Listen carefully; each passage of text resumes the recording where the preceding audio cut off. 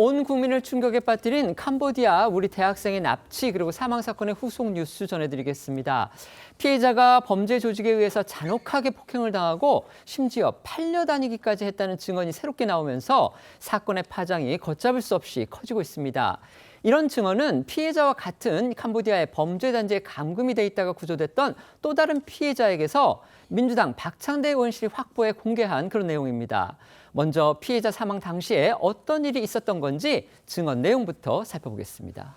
A씨는 피해자와 같은 이 캄보디아 범죄 단지에 감금됐다가 구조됐는데요. 그의 제보에 따르면요. 이 피해자는 이미 숨지기 전부터 이 범죄 조직원들로부터 너무 심하게 맞아 걷지도 못하고 또 숨도 제대로 쉬지 못했다고 합니다. A씨는 피해자가 이 다른 곳에서 강제로 이 마약 운반에 동원됐다가 이 두 사람과 함께 감금된 조직으로 팔려온 상태였다고 전했는데요.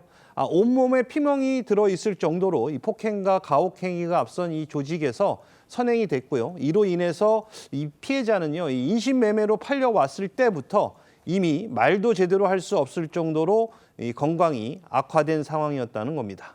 피해자가 일주일 동안 수갑에 묶인 채 둔기와 전기를 사용한 고문을 당했다는 SBS 보도도 있었는데요.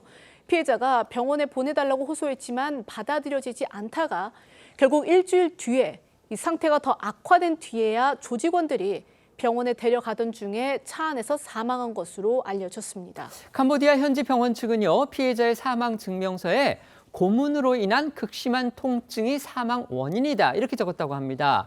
고문 정황을 뒷받침하는 구체적인 증언이 저렇게 A씨로부터 나온 그런 셈입니다. 네, 말씀하신 대로 이 캄보디아 현지 병원이 작성한 이 피해자 사망 증명서에는요, 사인이 고문으로 인한 심장마비로 기록이 돼 있습니다.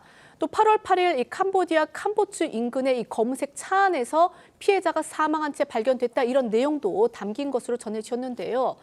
앞선 이 제보자 A씨의 증언과 이 사망 증명서에 담긴 내용이 일치하는 겁니다. 이 사건을 수사한 캄보디아 검찰은 이 사건 용의자인 중국인 3명을 살인 혐의로 구속해 이 재판에 넘긴 상태입니다. 앞서 피해자 유족은 조선족 말투를 사용하는 남성에게서 이 협박 전화를 받았다 이렇게 밝혔는데요. 이 관련해 피해자 유족과 경찰의 설명 이어서 들어보시겠습니다.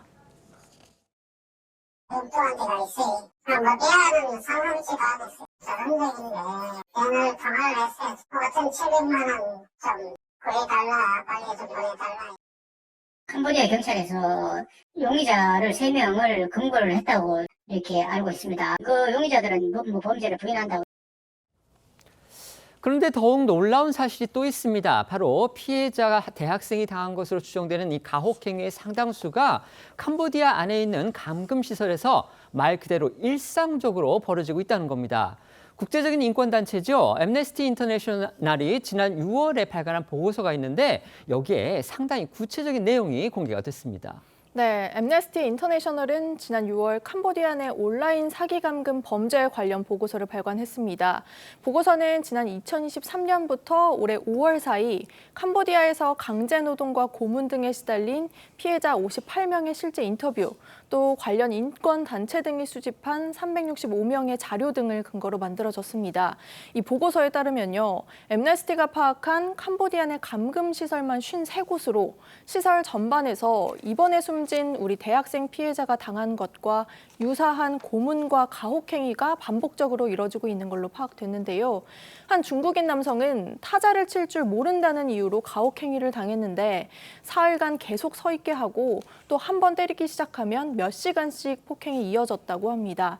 이런 가혹행위 뒤에도 타자를 치지 못하자 전기를 사용한 고문도 있었다는데요.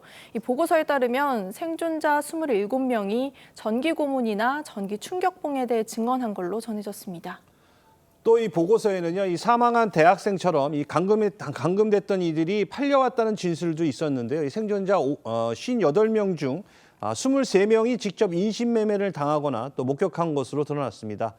특히 이들은 이 대부분 제대로 된 급여는 받지 못했고 또 이 할당량을 채우지 못하면 고문을 당하는 일이 반복됐다고 합니다. 이런 내용들을 토대로 이 앰네스티는 이 캄보디아 내 감금 시설에서 고문과 가혹행위가 조직적이고 또 체계적인 방식으로 이루어진다는 점을 시사한다고 지적했습니다. 우리 대학생의 사망이 더욱 안타까운 건요. 그가 사망한 시점에 이미 범죄 단지의 외곽에서 피해자 구조를 위한 공조 작업이 진행되고 있었기 때문입니다.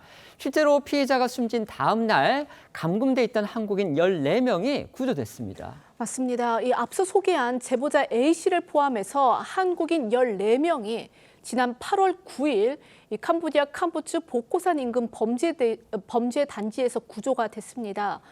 앞서 이 민주당 박찬대 의원 측에서 8월 6일에 이 관련 제보를 받고 외교부와 이 정보기관 등과 공조해서 이 구조를 준비하고 있었던 것을 감안을 한다면 피해자는 구조 작전 하루를 앞두고 사망한 셈이라 이 안타까움이 더 커지고 있습니다.